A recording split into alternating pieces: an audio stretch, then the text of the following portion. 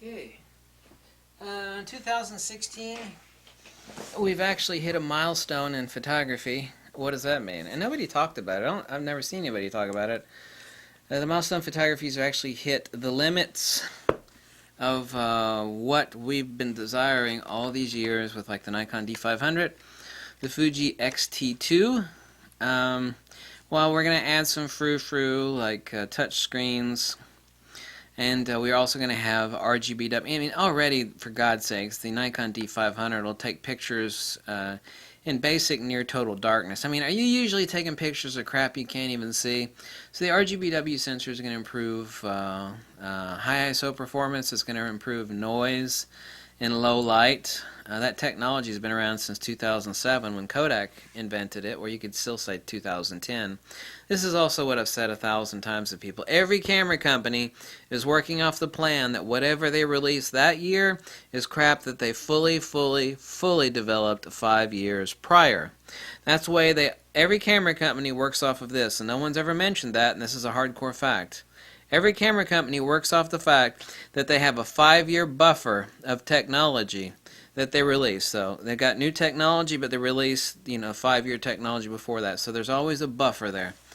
But now we've actually reached the point with autofocus speed on the X-T2 and the Nikon D500, high ISO performance, that we have future-proof cameras.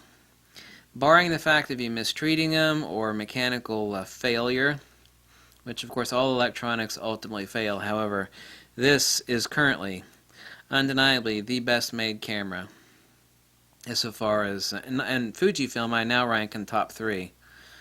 I do. Nikon, in no specific order, Nikon, Canon, and Fuji. They are. Fujifilm is now top 3. They got the GFX. They just announced 3 new cameras. They're spitting out lenses left and right. Now Fujifilm is top 3. Oh, well, that's your opinion. Well, yeah, it is. I'm not talking about gross sales and net value of the stock, blah, blah, blah. I'm talking about where Fuji sits now. I mean, people are waking up and slapping themselves with a cold bucket of water and going, oh, shit, it's Fujifilm's top 3 now. They made everybody wake up.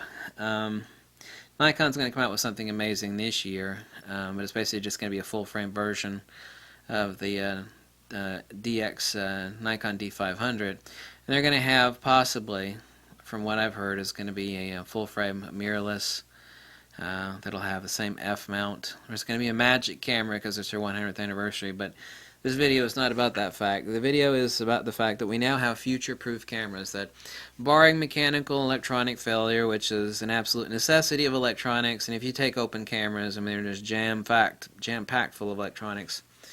Barring that, we have now cameras that somebody can be very comfortable in for countless years to come, because the X-T2 and the D500, for example, low light performance, amazing. Super fast autofocus tracking, amazing.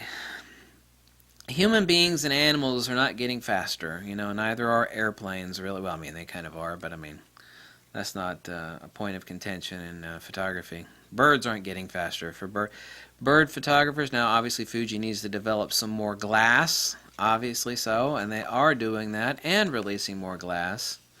Releasing 2 or 3 lenses this year. I know 2 at least.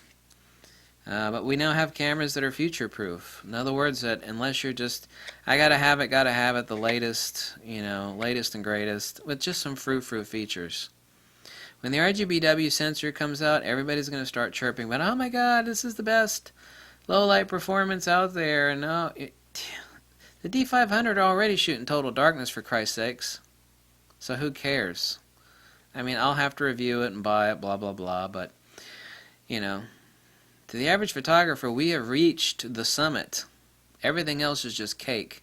Everything else is just sitting your butt down in cream puffs and strudels and marshmallows. That's the cream on the top of the sundae. So this is the entire sundae. So we now have the entire sundae, if we will, the entire milkshake. Everything else is just going to be sprinkles and a cherry on top.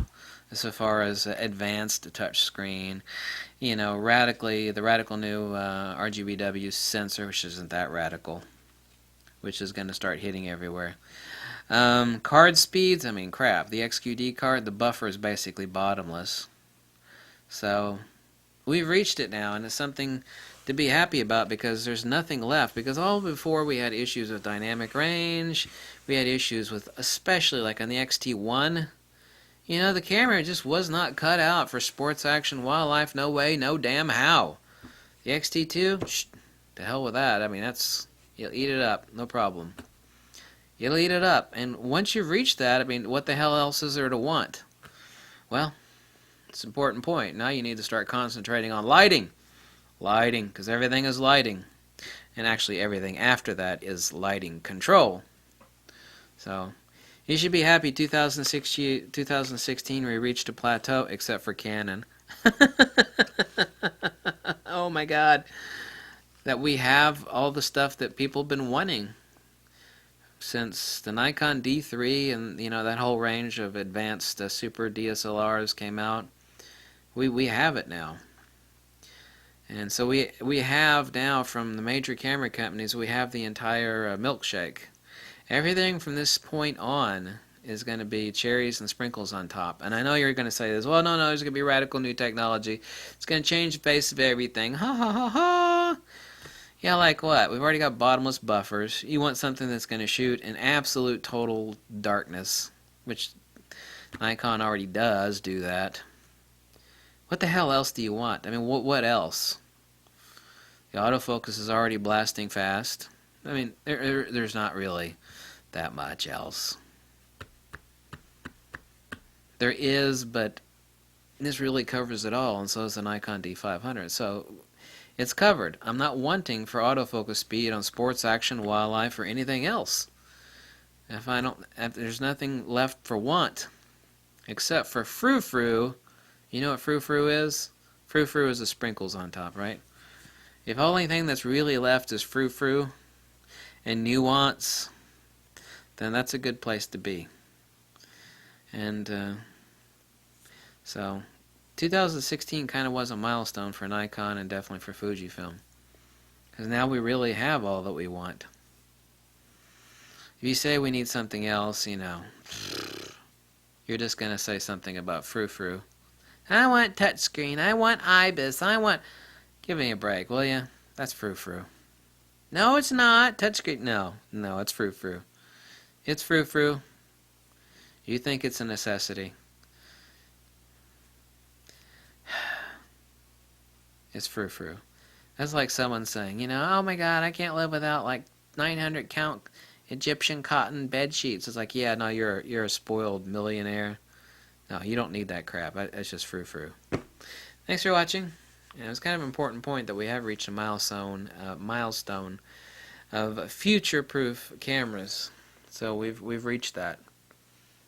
Now we go on into other areas of frou-frou. I can't wait to see what Nikon does roll out. I mean, they're going to roll out something very fantastic here in June or July for their 100th anniversary. It's absolutely necessitative that they do that, because any big company always plans years and years and years and years beforehand for their 100th anniversary celebration, and Nikon's been working on this for years. You can absolutely freaking guarantee it. Thanks for watching. Bye-bye-bye.